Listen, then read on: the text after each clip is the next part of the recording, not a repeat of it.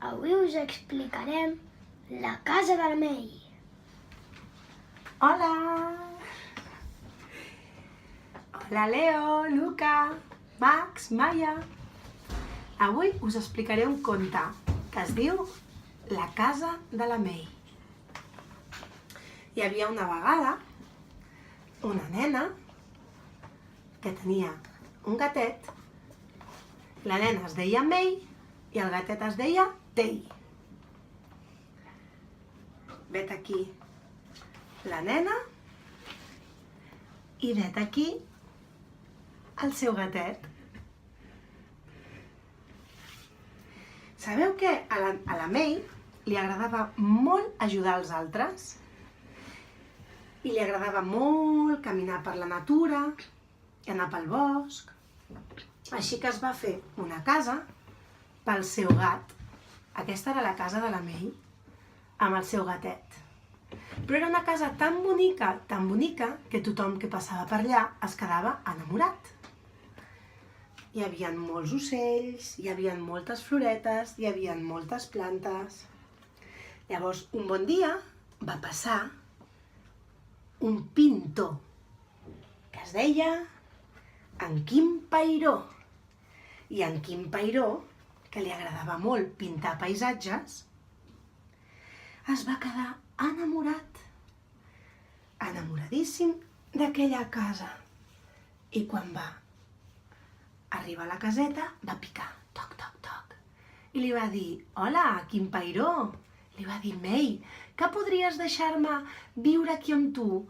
Diu: «Home, però és que jo tinc una casa molt petitona, què podria fer?»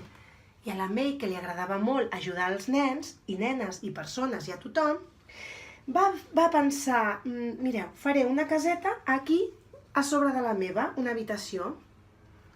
I li va fer una habitació pel Quim Peiró. Veieu? Aquí dintre. Sí, ja estaven la May, en Tay i en Quim Peiró. Un altre dia van passar per allà l'àvia Campari amb el seu gosset. El seu gosset... Aquí està el seu gosset. Veus? I l'àvia Campari i el seu gosset també es van quedar enamorats de la casa de la May. I li van demanar: «Si us plau, si us plau, si us plau». Mira, aquí teniu la caseta. «Si us plau, May, que series tan amable de deixar-nos viure a dintre de la teva casa?» I la May va dir: «Home, però és que ja li he deixat una habitació a en Quim Peiró perquè li agrada molt pintar els paisatges. Deixa'm pensar». I se li va ocórrer fer aquí al costat una altra caseta, una altra habitació. Veus? Aquí anava pujant i pujant i pujant la seva casa i li va fer una habitació per l'àvia Campari i el seu gosset. Què va passar? Que per aquell bosc passava molta gent, tothom, perquè els agradava molt passejar, hi havia molts ocellets, hi havia moltes floretes, i van vindre els gatets. Van aparèixer 3 gatets que estaven enamoradíssims d'aquella casa tan bonica i d'aquell espai. Direm que això és un gatet. I aquell gatet li va demanar: «Miau!» Els 3 gatets li van demanar, si us plau, a la May si podien viure amb ella. Però la May va dir: «Mare de Déu, aviam, com ho puc fer? És que no tinc més espai». Bueno, pensaré un altre espai aquí al costat, mira, entre el Quim Peiró i l'àvia Campari, puc posar aquí, i sí, i la May, veus? La May, mira com pintava, la pintava, aquí pujava una altra caseta, una altra habitació pels 3 gatets.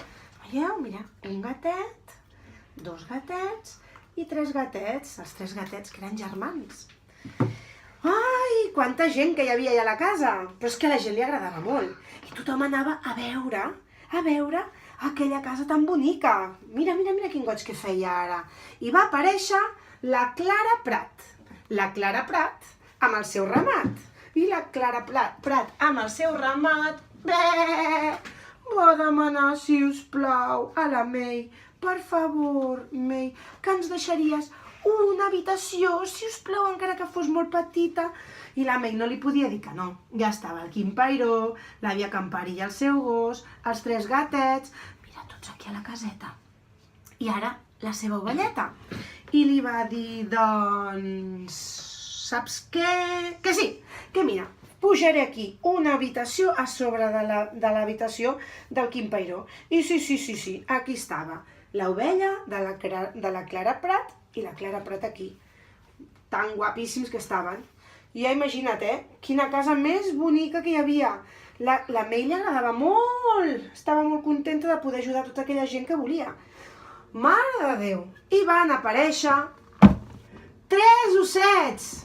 Aquí sí que ja la May va començar a dir ai. Sí, va aparèixer un osset per aquí, va aparèixer un altre osset per aquí i va aparèixer un altre osset per aquí, els 3 ossets. Ops! I els 3 ossets van picar a casa de la May, tac, i li van demanar, ai, May, és que tens una casa tan bonica. Mira quant espai que tens per aquí, amb tots els ocellets i totes les plantes, les floretes, aquest olor que fa, aquesta brisa, aquesta olor, tot. I es van enamorar. I la May, què va dir la May? Diu, pues sí, els hi tindré que fer una altra caseta. I els hi va fer aquí, un espai aquí ben gran, una per l'os gran, mira que maco, una per l'os mitjà i una altra per l'os petitet que surt aquí està l'os petitet, amb els seus platets i tot.